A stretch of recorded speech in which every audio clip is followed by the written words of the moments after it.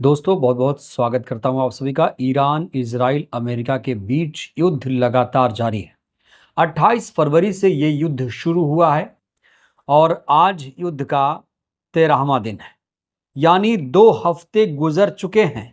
और अब हालत यह है कि इस युद्ध से पूरा देश प्रभावित हो रहा है। खास तौर से इस युद्ध का असर अब हमारे देश पर भी पड़ने लगा है। राष्ट्रपति ट्रंप ने यह सोचा नहीं था कि ईरान इस तरीके से युद्ध लड़ेगा। 28 फरवरी से यह युद्ध शुरू हुआ था। 29 फरवरी को ईरान के सुप्रीम लीडर अयतुल्ला अली खामनेई को मार दिया गया। उसके बाद अमेरिका को लगा कि अब तो उसने जंग जीत ली।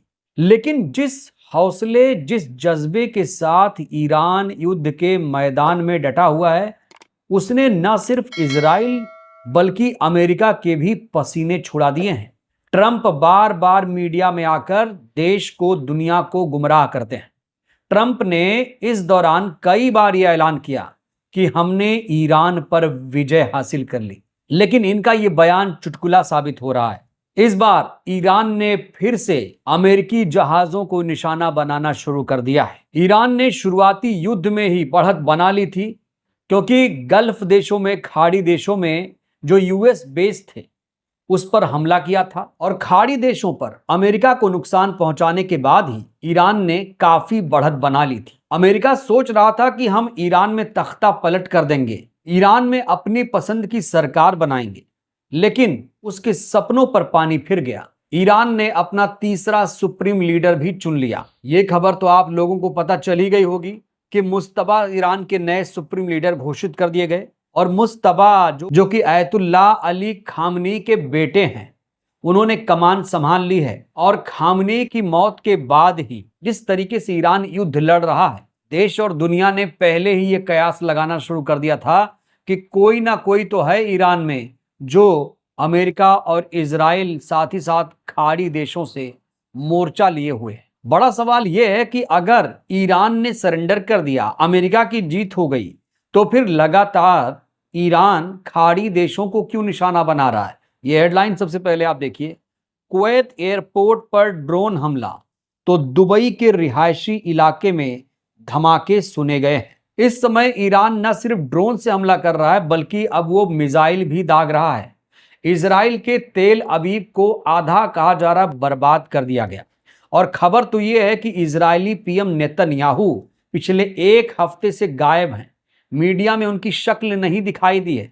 लोग तो ये भी कह रहे हैं सोशल मीडिया पर कि बेंजामिन नेतन्याहू अब जिंदा नहीं है। इंसानियत का हत्यारा बेंजामिन नेतन्याहू अब जिंदा नहीं है। हालांकि इसको लेकर अभी सोशल मीडिया पर यह दावा किया जा रहा है, इसको लेकर कोई आधिकारिक तौर से पुष्टि नहीं हुई है। लेकिन इस समय ईरान के हौसले कितने बुलंद हैं, इस बात से आप अंदाजा लगाइए कि अमेरिका बातचीत करने के लिए कह रहा है। अमेरिका कहता हम बातचीत करना चाहते हैं, तो फिर ईरान पलटवार करके कहता है कि हम अभी बातचीत करने के मूड में नहीं हैं। हम जब तक अमेरिका इजराइल के मेन अड्डों को तबाह नहीं कर देते, तब तक हम युद्ध विराम की घोषणा नहीं करेंगे। यानी घायल शेर की तरह ईरान इस समय युद्ध मैदान में डटा हुआ है। तो पिछले 2 हफ्ते से न सिर्फ खाड़ी देश प्रभावित हुए, बल्कि पूरी दुनिया में भी इस युद्ध से संकट गहरा गया है। इस युद्ध से सबसे बड़ा असर यह है कि तेल पर संकट आ गया है, क्योंकि स्ट्रेट ऑफ हर्मुज को पूरी तरीके से ब्लॉक कर दिया गया है। हर्मुज के ब्लॉक होने की वजह से जो तेल टैंकर फारस की खाड़ी में फंसे हैं, वो निकल नहीं पा रहे हैं। इस बीच ईरान ने उन देशों को शर्तों के साथ स्ट्रेट ऑफ हर्मुज से गुजरने के लिए कह दिया है। खास तौर से ईरान ने बांग्लादेश और चीन को बड़ी राहत दी है। हालांकि इस समय हमारे देश का जो टीवी मीडिया है, सरकारी मीडिया है, वो ये दावा कर रहा है कि स्ट्रेट ऑफ हर्मुज भी भारत के लिए खोल दिया गया है। सूत्रों के हवाले से ये खबर चलाई जा रही है, क्योंकि एस जयशंकर ने विदेश मंत्री अरागची से फोन पर बात की थी। अभी तक विदेश मंत्री ने इसको लेकर कोई भी आधिकारिक पुष्टि नहीं की है, लेकिन टीवी मीडिया लगातार ये प्रोपेगेंडा फैला रहा है, झूठ फैला रहा है कि स्ट्रेट ऑफ हर्मुज को खोल दिया गया, जबकि यह खबर बिल्कुल फर्जी है। ईरान ने फिर से यह दावा किया है कि उसने ऐसा कुछ भी नहीं किया है। और अगर देश को इतनी बड़ी कूटनीतिक तौर पर जीत मिली थी तो फिर प्रधानमंत्री को मीडिया के सामने आना चाहिए था, विदेश मंत्री एस जयशंकर को सामने आना चाहिए था कि हां, ईरान ने स्ट्रेट ऑफ हॉर्मुज भारत के टैंकरों के लिए खोल दिया। लेकिन ऐसा अभी कुछ भी नहीं है। तो जब तक प्रधानमंत्री, विदेश मंत्री ये दावा नहीं करते कि स्ट्रेट ऑफ हॉर्मुज को खोल दिया गया है, यह खबर फर्जी, झूठी मानी जाएगी। इस समय देश में हाहाकार मचा हुआ है, गैस संकट है, पेट्रोल का संकट है, लेकिन सरकार अभी भी छुपा रही है खबरें। सरकार ने टीवी मीडिया से कह दिया कि आप लोग ऐसी खबरें मत चलाइए क्योंकि इससे अफरा तफरी का माहौल पैदा होगा और लोग परेशान होंगे। मतलब जो सच है वो भी सरकार नहीं चाहती कि देश की जनता को बताया जाए। देश की जनता को लगातार गुमराह किया जा रहा है।